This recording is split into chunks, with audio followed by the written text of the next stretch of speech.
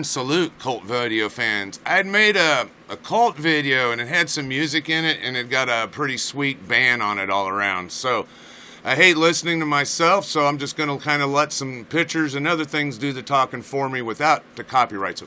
See this guy here? Remember him in the 1970s and 80s? That's right. If you just sign your name right there to that death warrant, sign your soul over to him, he was going to make you a teenage rock star. That's right. Just sign your name away, support this dude here, and you were going to become some kind of a superstar. Now, we think this is all silly, and you ask my wife, do you believe in this? She'll say no, but I think some of us out there realize there's a dark side. Studio, and even tried to kill Ronnie James Dio's wife, Wendy. Many years later, Ronnie revealed that he was always a practitioner of white magic, and he wasn't interested in black magic, which is very dangerous. So yes, snow magic was actually very popular among rock stars in the 70s. But Dio himself claimed he never took any drugs, though. According to Ritchie Blackmore, while Long Live Rock and Roll was being recorded at the Chateau in France, which is a 17th century castle about 20 miles outside of Paris, converted into a recording studio. The sessions were supposedly haunted by a malevolent spirit.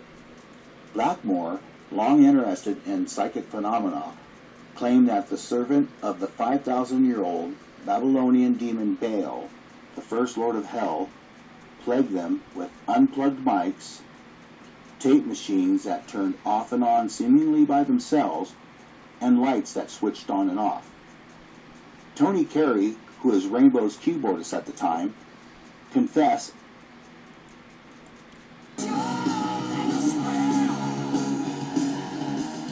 I'm going to turn this down, don't need a copyright. It's Neon Nights from Black Sabbath. This is just some of Dio's lyrics. And he talks about fallen angels if you read through this. The fallen angels never went away.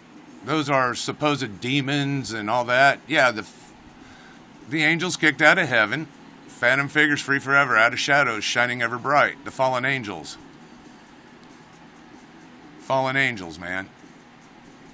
Neon Nights. He might know something we don't know, maybe. Black magic. Ritchie replied, I'm not into black magic.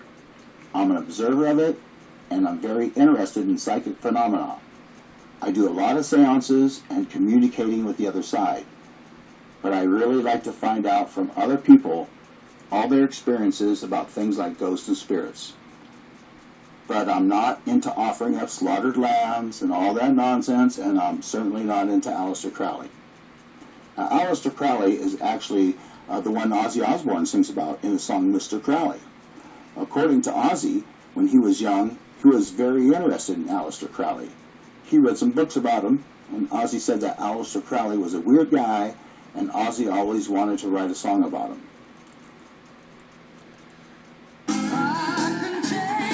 I'll turn this down because this is the song Gates of Babylon.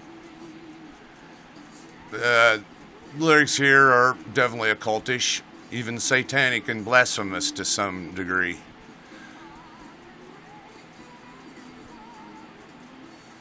You know, I had a cool video, it had music videos and all this, but copyrights, and I really hate hearing myself talk. Heavenly sin, sleeping with the devil, then you gotta pay. That's what they keep saying. You make a deal with the devil and you're gonna pay. You are gonna pay a price for it.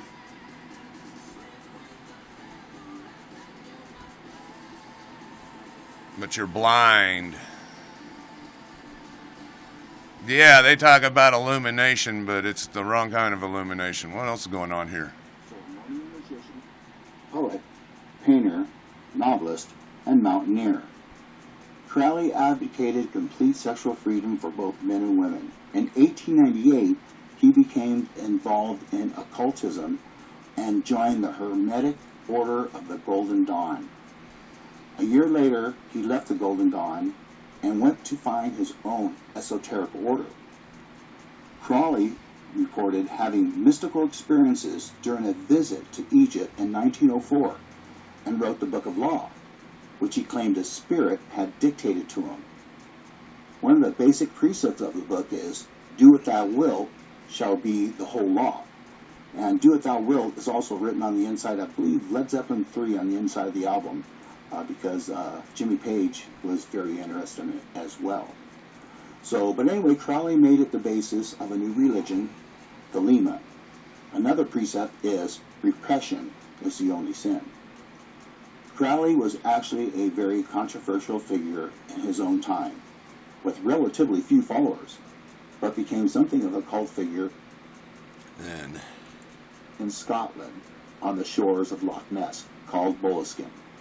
Jimmy actually bought it in 1970. He believed it would be a great place to write songs for his band Led Zeppelin. By that time, Jimmy Page had already accumulated quite a large collection of Crowley stuff over the years, including his books, his artwork and paintings, his ceremonial robes, and magical implements. The story goes that after Jimmy Page bought Boleskine, he asked his bandmates to join him in a magic ritual based on Crowley's writings to help the band get huge success. All of them participated in the spell except for John Paul Jones, who decided to stay away from all that weird stuff. After the spell was committed, Led Zeppelin released their third studio album on October 5th, 1970, and two of Aleister Crowley's quotes appeared on the Run Out Groove on each side of the vinyl record. Do As Thou Wilt on one side, and So Mote It Be on the other. I personally have the album and have seen that written on the inside of the Run Out Groove there on the album. The cover of their fourth studio album, Led Zeppelin 4, featured an image of Hermit from the Tarot, and the four esoteric symbols meant to represent the band members on the inner sleeve. So why did Led Zeppelin use the image of Hermit from the Tarot, and what is its meaning? The Hermit Tarot card in an upright position generally indicates that you are entering a period of soul-searching, introspection, and spiritual enlightenment. The Hermit stands alone on the top of a mountain. The snow-capped range symbolizes his spiritual mastery, growth, and accomplishment. He has chosen this path of self-discovery, and as a result, has reached a heightened state of awareness. Obviously, by using that image on the cover of Led Zeppelin 4, Jimmy Page wanted to show that Led Zeppelin had entered a period of soul-searching and spiritual enlightenment. Actually, in 1972, Jimmy Page agreed to do the soundtrack for Lucifer Rising, a movie. Enough with that. So, definitely is the devil's music, is it not? And definitely a lot of occult in it. Horn salute. Be informed.